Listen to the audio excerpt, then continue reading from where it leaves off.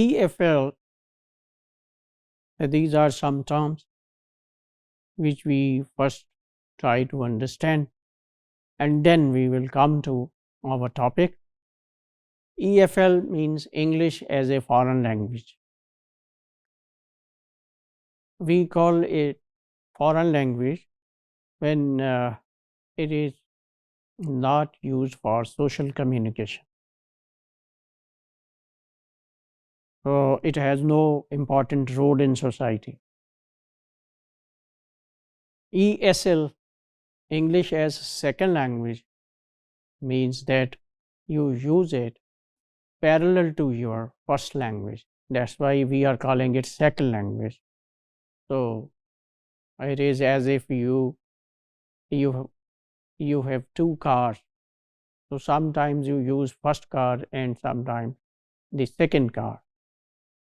So second language is widely used in communication, in businesses, in big institutions. So it has important role in a society. So then we call it second language, English as second language.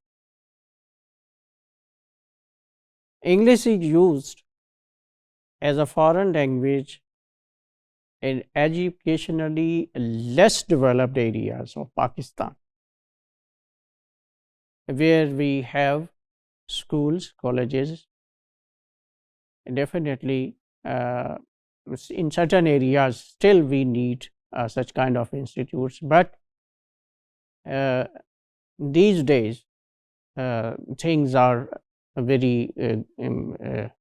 things are in very improved form. So government has taken some very appreciable steps to spread education in rural areas, in far off places of Pakistan, but still there are certain areas which are, you can say, educationally less developed. So in those areas, English is confined only to the classroom talk or whatever happens in the classroom. And outside classroom, even in the school or in their village or family and other places, they don't use English. But it is a second language in educationally developed areas like big cities, metropolitans like Lahore, Islamabad, etc. Classroom interaction has two main patterns. Now we come to interaction. Teacher talks to the student or students talk to students. These are two interactional patterns common in classroom. Classroom teachers and learners spend a major chunk of their class time in learning new words or vocabulary or grammar. So this is our common observation. So much of our time is spent on learning these things in English classroom.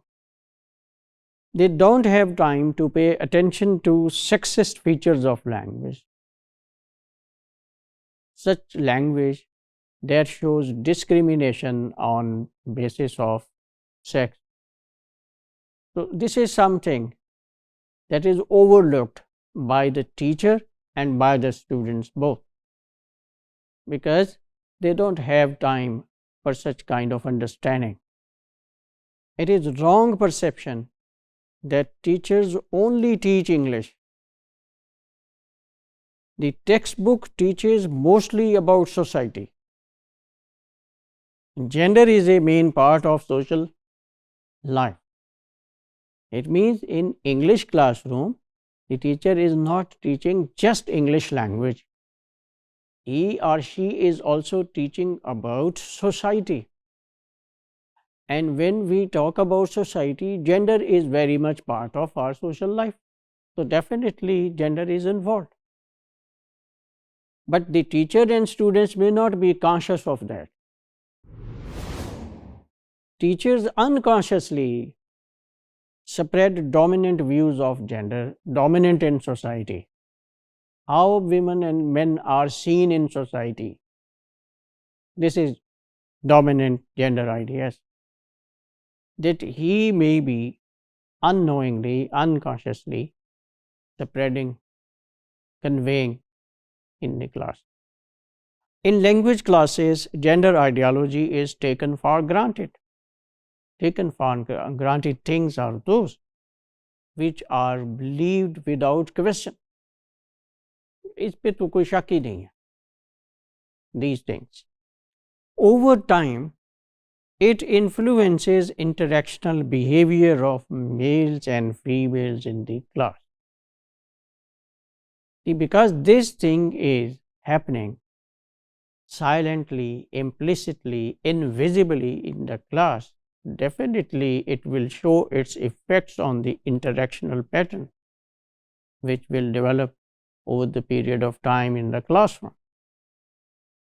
Girls are often on the losing end in this situation.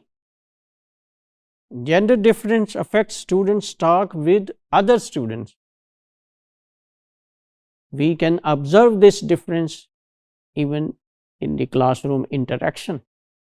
And then we know that this is what has been going on invisibly. Gender difference is also seen in teachers' different speech styles for girls and for boys.